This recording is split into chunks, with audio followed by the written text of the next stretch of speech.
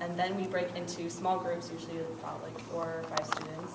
Sometimes we have a ratio of like 1 to 2 or 3 for teachers, which is great because then that's the time where we really review what we just had learned and really get them to do hands-on experiences, and you can spend time really questioning them and trying to get them to think about things they hadn't thought before. So the experiment we did with natural selection was the kids were predators, and the prey that they were going to consume were pom-poms that were on these like on the felt, and the pom-poms were different colors, so different. We tried to get them to first, before starting, guess which pom-pom would survive the best. And then each kid had a different utensil, a knife, a fork, and a spoon. We tried to get them to guess which one would be better at, eating the pom-poms. And so we would start them at a distance, and then they would have so much time to run back and forth and get as many pom-poms as they could. And then at the end of the set period, it was 30 seconds. The ones that had the most food survived, and the ones that didn't died, so they got to do a dramatic death, and they really liked that. And then they partnered up with the survivors, and then got the same utensils as the survivors. And then the great thing about that was they got to map out how many survived of the predators and how many of the prey, and at the end we got to work with them to try to map out the results using graphs and data, and that was great. And then we got them to try to say if their hypothesis worked or not. And then I got a little too excited maybe and came up with scenarios to introduce different concepts like invasive species. During one of the rounds we had like a kid use their hands as like a new invasive species, and then soon like all the kids were using their hands because that one would win. So then they got the concept of like things that they'd probably encountered in real life. They'd probably heard about invasive species, and then they get to see like how it actually acts out. Or we'd wipe out all the spoons by having the spoons all get sick. So it's just, there's different ways to introduce different concepts. And so I think after a while they really started we'd ask them questions, and they were able to predict what would happen because they were able to do these scenarios and like do actual hands-on natural selection. So I think that was good. Thank you. Anna, Barbara, you want to talk about that? I like the invasive species. I do a slightly different natural selection activity, which I'm not going to talk about, but I like the invasive species. Keeping everybody up. I don't know how to do this without props. Why do the kids like this activity? And one other that I'll talk about very briefly. This is the little one. This is why. Oops, I'll spray it around. The kids get to, what's over there? I have spray bottles when it rains. They love it. So this is a watershed.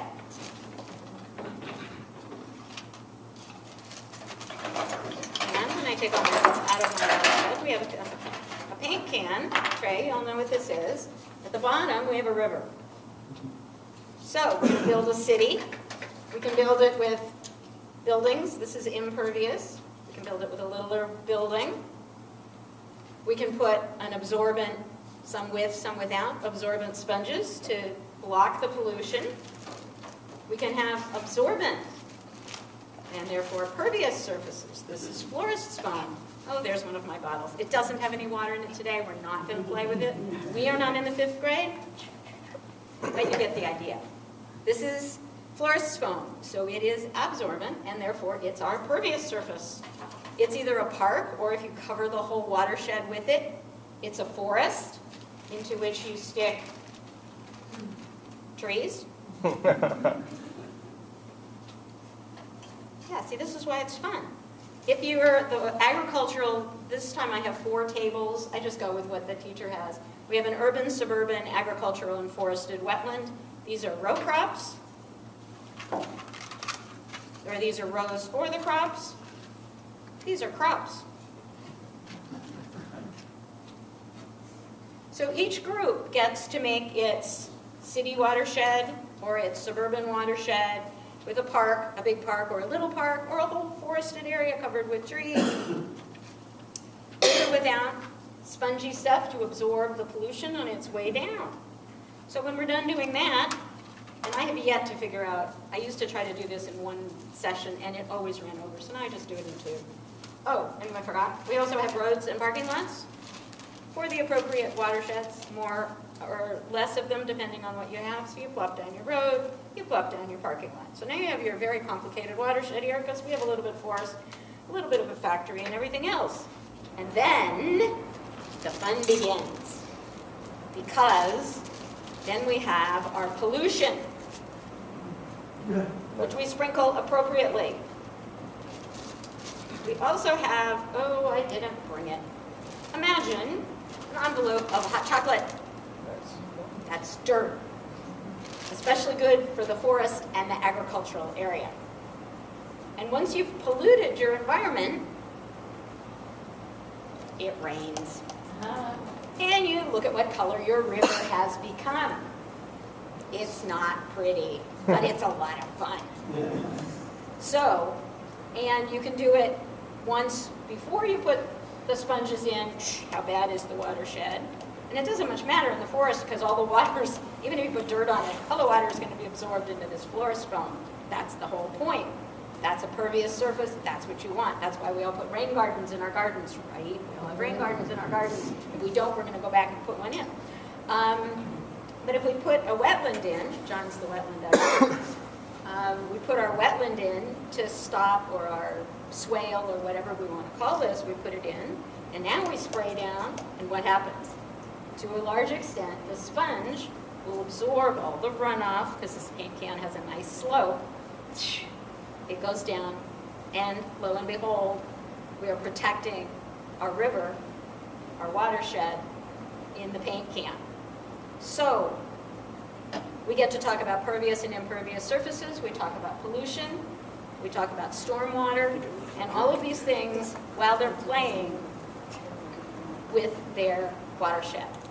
And I actually have, and then I'll shut up, a poster, but at least, I don't know if you guys have schools, but if you do take advantage of it, Shepherd has these wonderful new electronic whiteboard things that you can put PowerPoint presentations on. You can write on the PowerPoint presentation.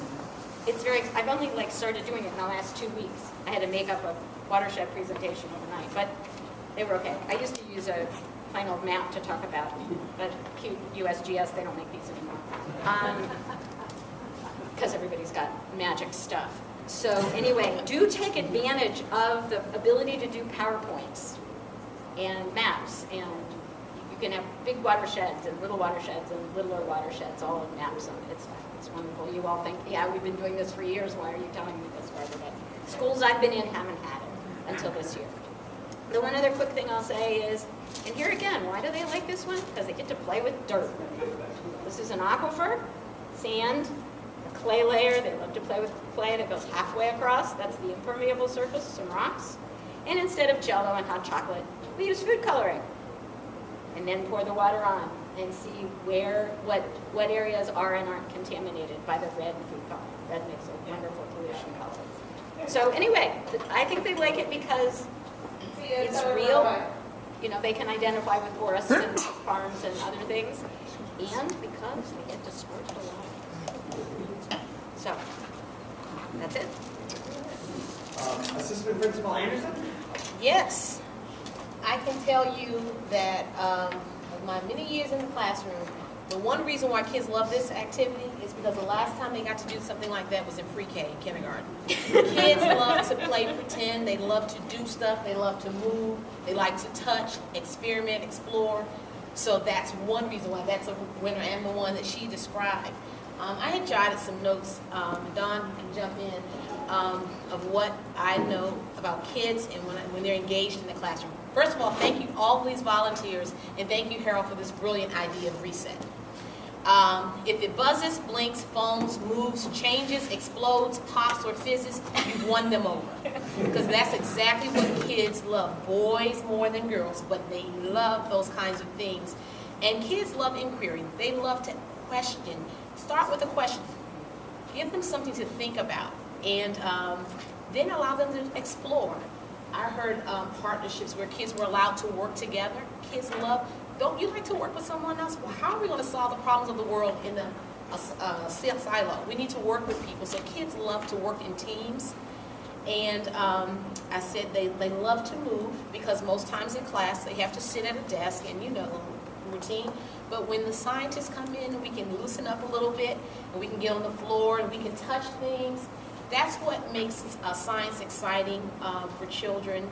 And I think if you have an hour, you should think of your hour, maybe 15, 20 minutes of lecture, or you talking, explaining something, 30 minutes of them engaging hands-on, and then a little 10 minutes for them to debrief that, what they learned, what was this about. And as much as you can connect to the real world, kids are in. They want to know, why are we learning this? Why does this even matter? Why are you here, lady or man? So as much as it can connect to the real world, absolutely kids are in. Dawn, you want to just jump in? And so I've worked with John, I guess, has it been 3 years? I think Yeah. And so hopefully if we were to do it again next year, one of the things that has worked so well, the first 2 times I had a 3rd grade classroom. This year I had a 2nd grade, and we were a little uncertain about whether or not it was going to work with a lower grade. But one thing that has made it successful for us has been the partnership. So I always knew what these plans were. We would send me the vocabulary. I would get things ready, and the more that the teacher knows what's going to be done, then we can kind of have some discussions and dialogues and a little bit of pre-instruction so that students have some context for which they're going to be working with and the experiment on. They absolutely love the hands-on. John has just been so wonderful. He always comes in, he's got pre-groups, things that as a teacher I know has to happen. But sometimes as volunteers you might not know. You think, oh, we'll come in and we'll do this experiment, and we're trying to kind of rally kids into the groups. But there was always an assignment. So the kids always knew. No one had to say, I want to do it, or when am I next? Because everyone had a number, and everyone knew that they would have a specific job when it came to their number. So that made the management of his lessons wonderful, which then added to what the children could get out of it, because we didn't have to spend too much time sort of organizing or dealing with student behaviors during the lessons. They love this one. It becomes then a competition over whose town or city, depending what they would be better. They didn't realize we already knew, because it would be contingent upon what type of area you were building. But then it gave them something to think about, because then we could relate it to our own neighborhood. Is our neighborhood more porous, more non-porous? The concrete, the buildings. And our school happens to be just off of, we've got Anacostia a little bit to the east, but we're just above the Potomac. And so that then led to some good discussions as a classroom later. Then what impact do we have as a school and as a neighborhood on our local waterways? And then what are some things that we could do to help improve it? So again, that real life tie-in is certainly helpful, and a teacher having some pre-knowledge of what you're going to be doing, so that we can make sure that students have some good background and context to connect to what they're going to be doing hands-on. Let's thank our piano players. So let's open it up for questions, comments, other thoughts about what makes these sessions exciting for students. Susan? How did you keep it from just playing with spray bottles?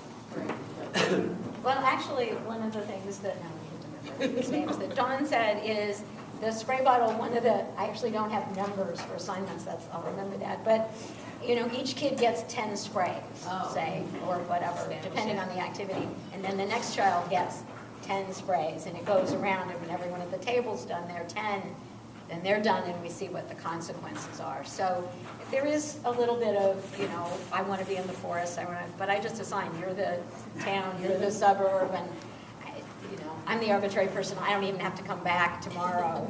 I don't come back for a week, and then it's too late. So some of it's arbitrary, and some of it's having people take turns.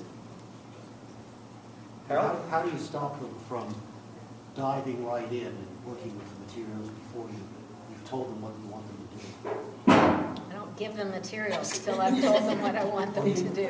Yeah. That was an early lesson I learned. Yeah. It doesn't take long, at least for me. If it is there, they will not keep their hands off. Right. Oye, then Harold. What's the best time for a volunteer to come? Like, which period or which day of the week? What do you think the students must do? I think that's gonna be relative to what building you're in, what classroom you're visiting. So that's, I think kids, I don't know, some classrooms have science in the afternoon, some have it in the morning. It's probably just relative to whatever the schedule is in that school year going. So your teacher is probably the best person to give you the answer to that. Right. Can I comment on that? Yeah. I've had a tough time this semester Yes. with Fridays. Because Friday is the scheduled snow day. Yes. But there's also a day that they do early releases, which tends to change their schedule. And there are also holidays. I suspect Monday could run at the same level. Yes, Mondays. Yeah, Those kids so, were Friday. But Fridays, until this semester, I've had really good luck with Friday afternoons, because by then, the teachers and the kids are sort of tired of each other, and Yep. unless, if you've got a classroom that doesn't have specials all afternoon or something, the kids are ready to do something different, if it doesn't snow every Friday. Harold? There's something you said, I think one time you made a comment, boys more than girls, oh, wanting to play, yes. and we know that's wrong. How do you change it? I tell you how you change. You send more scientists that look like her. Not to say that we don't want the male scientists, but I even think when I was in the classroom, we did a test where someone, I don't know, maybe a research scientist had this idea, to have the kids to draw a picture of a scientist. And you can imagine that each kid in a classroom of maybe 25, 30 kids drew a male with glasses and balding. That was their image of a scientist, and we know that scientists look like everybody, right? But to kids who don't see scientists unless they're coming into the classroom like Reset, are bringing scientists in there. And I love that your scientists are a very diverse group in age as well as ethnicity. That's important for kids to see, because kids do want to, they're still trying to develop who they are and what they're going to be. So when they see, oh, I too can do this, or there's an option for a career in science for me as well. Our group is almost all girls. We actually are having trouble getting the boys to come in. So actually, it's all girls almost who are at our thing. And the girls are the ones that are grabbing the worms and doing the experimental behavioral experiments. And the guys are like, oh, worms. So I don't know. But. It's a myth, I think, which persists. I have a granddaughter who finally went to Columbia University and did very, very well. And I said, how come? Well, she said, well, when I was in high school, I figured the boys knew all the answers. And when I finally got to college, I realized they didn't. They just pretended they didn't. So she never talked in high school, but talked when she finally got to university. Yeah, but it's hard. But I as a person who feels pretty strongly about this, what I notice in my classrooms is frequently, just like the stereotypes, who raises their hands. And so anytime a girl raises her hand, or even thinks she might be raising her hand, she's the one I call on to try to encourage that behavior. But as a volunteer, I find it hard, because the kids who raise their hands are the boys. I did have a volunteer once who was a wildlife biologist, and she said that her daughter came home from school and said that science is for boys. And she said, wait a minute, your mother's a wildlife biologist, your aunt is a medical doctor. How can you say science is for boys? So, but those things, they persist. I like to see that they now have toys for girls that are science oriented. Even if it's princess robots, it's robots. So that's good. What else do we have here? Do you think teachers prefer if the lessons are related to what's going on in the classroom, or something that's completely that won't be covered really that semester right here? I think it can certainly be helpful, because again, when the kids have context, then there's definitely more buy-in, and there can be more focus. However, that having been said, we also don't have as much science, so a teacher could feel, this is something that in the class we're covering, and we're doing some hands-on with it, so we'd love to do something different that our curriculum or our materials don't exist for. So I think that just kind of is a good conversation with the teacher, and depending on how much they're already doing might answer that. And from an administrative position, point of view, we are always trying to guard instructional time, but if it's something that's actually touching the curriculum, we're more likely to say, yes, they can come in, they can be a part of, because that's gold time. 8:30 to 3:15 is golden, because unfortunately, everything, we're assessed by how students' assessments, how well they do on assessments at the end of the year. Our jobs are tied to them, unfortunately. And yes, we have to protect instructional time. So as much as they can tie in with the curriculum, that's a win-win situation.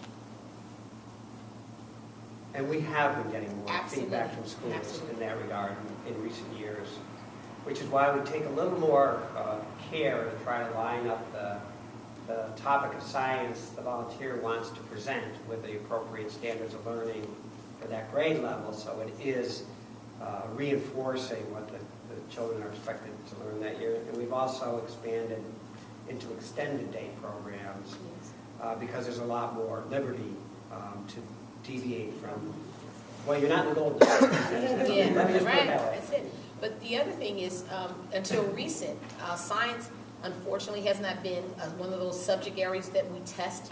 It's been reading and math, so unfortunately in some communities you'll find it's all day long, the push for reading and mathematics, and there are times when social studies and science has fallen off the radar, but it's now with the new generation science standards coming forward, and now it being also a tested content area, we are having to make sure, and some communities we make sure that it's the whole child we're teaching. Unfortunately, in some communities that's not the thinking, and it's geared towards teaching the test. But as much as we can, we want to make sure that we're giving kids a global experience in the classroom, and science is a part of that experience. And I think most administrators will agree and absolutely welcome you in, and teachers in elementary school versus middle school, teachers are jacks of all trades and master of none, and sometimes when you look at the fields of math and science, a lot of people, that's not their area of strength. And so they bring that attitude of, I didn't really like math when I'm a teacher, or I don't really like or know science. And sometimes that's filtered to our children. So it's welcoming to have a real life scientist come in and explain curriculum and share, because teachers are also learning from your experiences, from your visits, when you're coming and you're sharing. Teachers are also gathering resources and having a greater understanding for the content that you're sharing with children. I would add to that and also say that also with this shift with our Common Core standards. So for instance, we have 6 literacy units a year. Well, half of those, really more about 3/4, 4 of our 6 literacy units are focused on a science or a social studies sort of base. So for instance, we had a literacy unit that's centered around plants. Plants are everywhere. So that made for a perfect avenue for science as it related to botany. 3rd grade does one on force and motion. So even again, talking with the teacher and getting a sense of what are the science topics that are covered.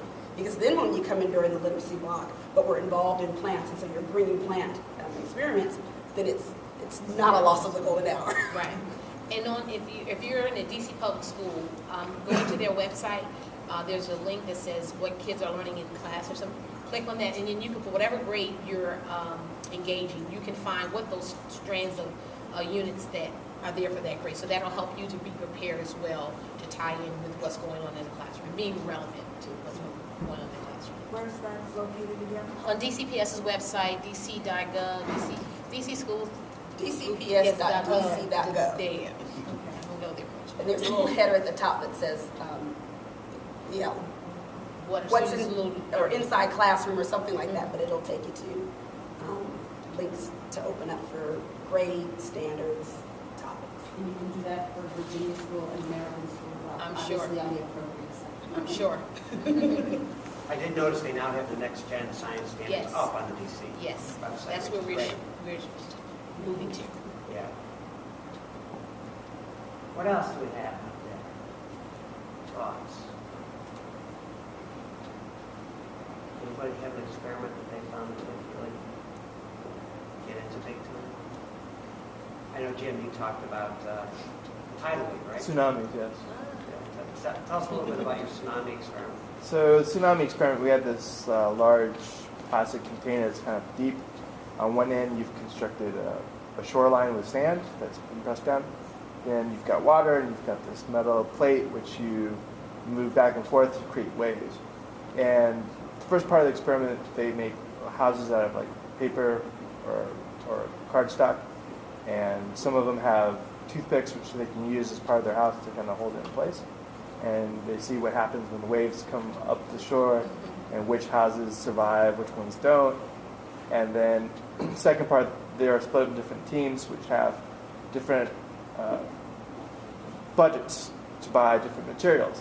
And they have to design what house they want to build with what materials with the budget they have. So then they have to learn to manage money and to pick the right materials and maybe figure out what combination with what resources they have available to them will work best.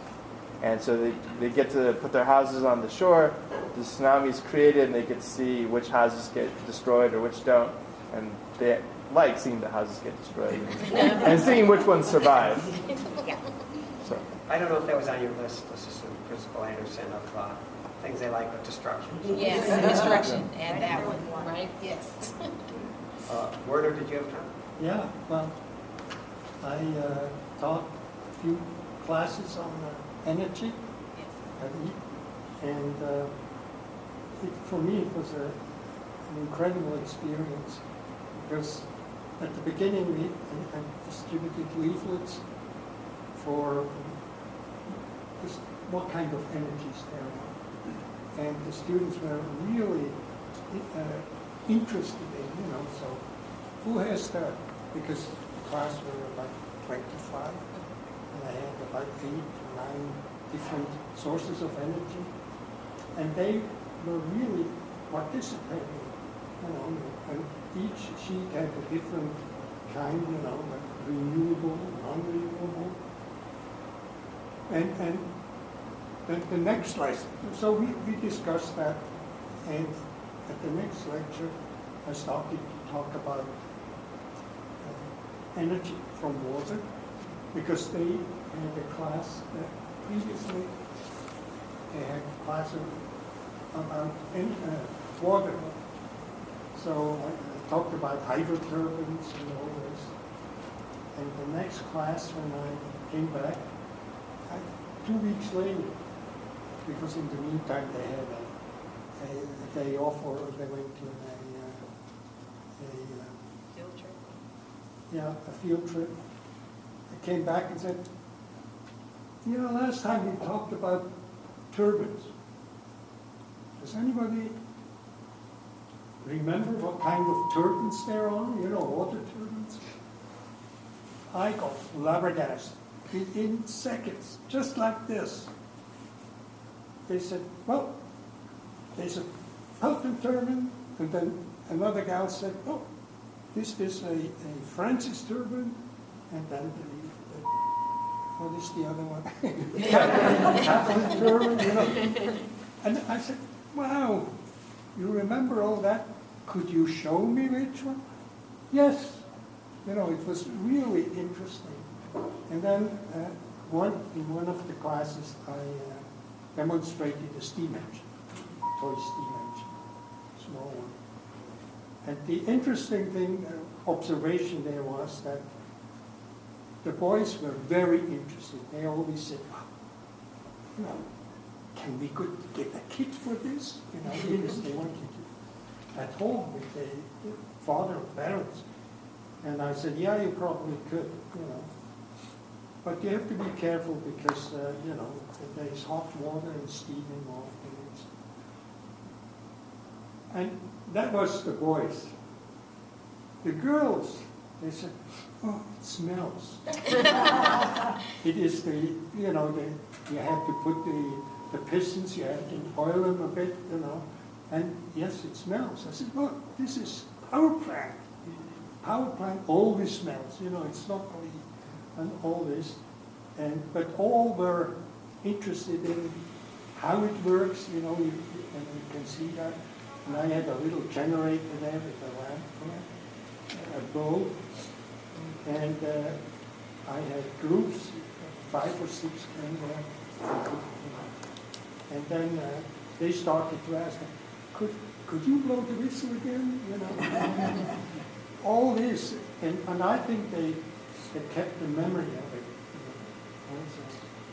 And I was encouraged to expand a little bit more on all these experiments. I also talked about battery cars or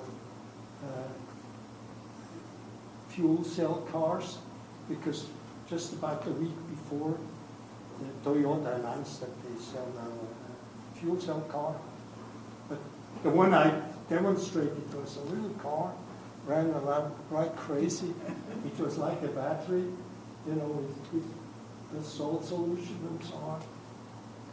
They couldn't get enough. You know, once it expired or no more energy, oh, it's too bad. Can you do it again? I put a few drops of salt solution into the car, and it started to run again. And they keep it. You know, they know what drives the little electric motor on it and all that, and that's important. It was very interesting to see how they react. And also, then later on, you had science fair. Yeah, the science fair, yeah. Fourth graders. 4th and 5th. Oh, yeah. And I was a judge there, and it was really impressive what they all came up with. Incredible. Some you could see that they had help from the parents, especially with the graphics and all that. But overall, I had the standard of their research was exceptional. You know, for 4th grader, I can remember, and I was a 4th grader. You know, I was a dud. I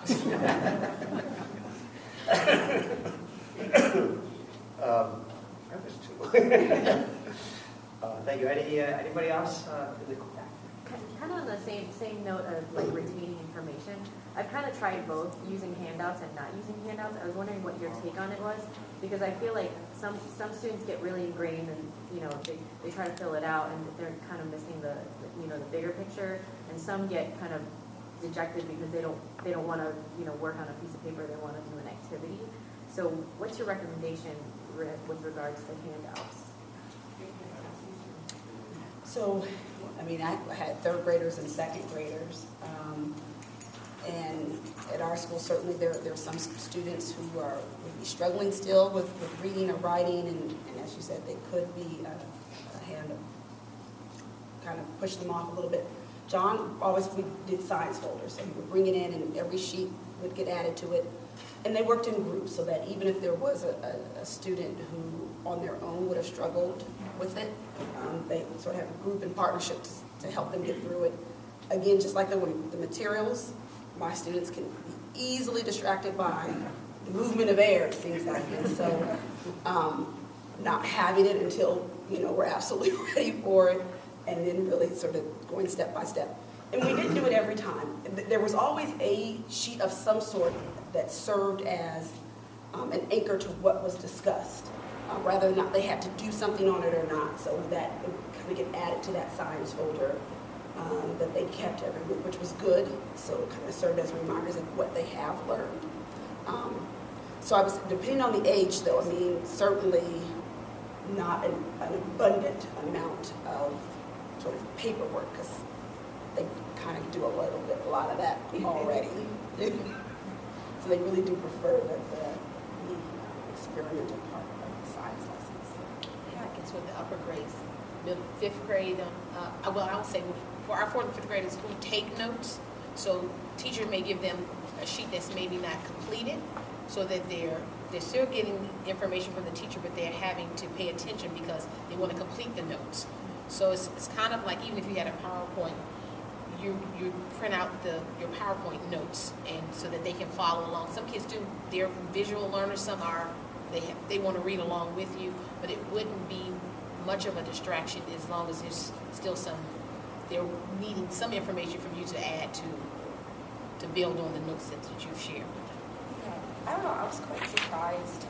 We work with middle schoolers, so I thought like writing and taking data would be not so flowing, but I found that they really don't like writing down things. And then if you ask them to write down, the girls like take forever to write the very neat writing, and then they want to write down exactly what you say instead of coming up with their own answers. Like as soon as you ask them a question and then they'll respond with a creative idea, but as soon as you try to get them to write something down, they want to write down exactly what you say, what exactly is the right answer. So we've been not doing as many, and it might also be that we aren't coming in during the classroom time, so maybe during the classroom time they'd be more willing to, or motivated to do more worksheets. But I found like if we just spend the time to ask them questions, first we have the nice fact that we have so many teachers to students, but I found like if we were trying to get them to learn something, like during a PowerPoint, I would like do like a quiz during it, and they get all excited trying to answer the question, and they have a really great memory. Like I would have to write things down, but they just remember it. Yeah, I haven't had a really good luck with worksheets.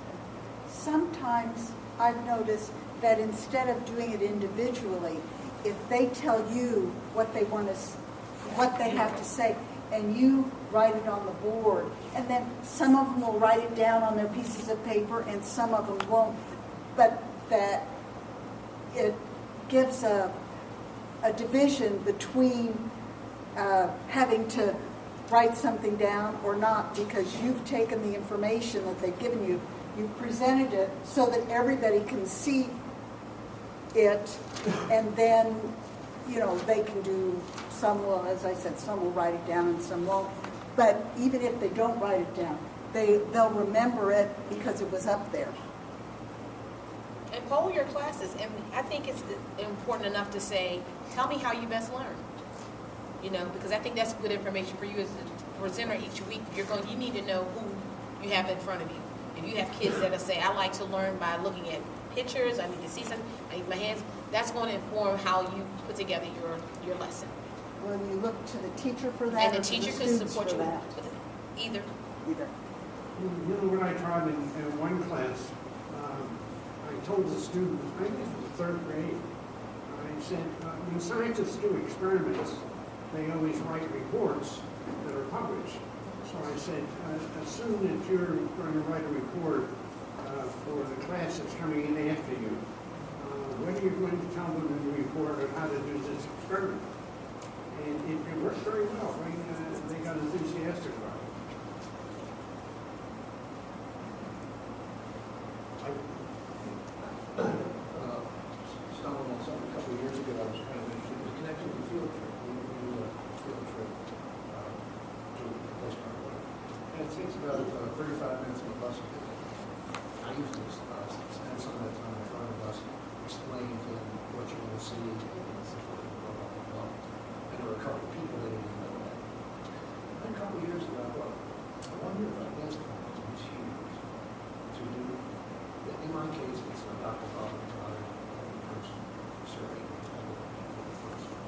So I asked, read for a few of them, you may be interested in what we have, and do a little bit of research on Dr. Bob Goddard, and then go over the bus. You go out, I'll get a microphone, and you could come get a briefing. So I didn't know how they would look after that. Like they'd be kind of scared or crazy after work. The problem I had was I had two people, I had two scientists that were research, and I had like 12 in this group. Everybody wanted to know. And so it's great. I'm looking now to expand. I've got 35 minutes. I'm at 5 or 6 speakers this week. They haven't been able to part. I hold the microphone board. They basically do it movements, which I have to be a little careful. In our case, James Webb.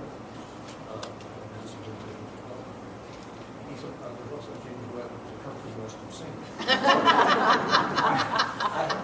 You have to do real good research, but that's where you're going to get some character that's not what you had in mind. But anyway, I just found that interesting because they really seemed to love it. It was good.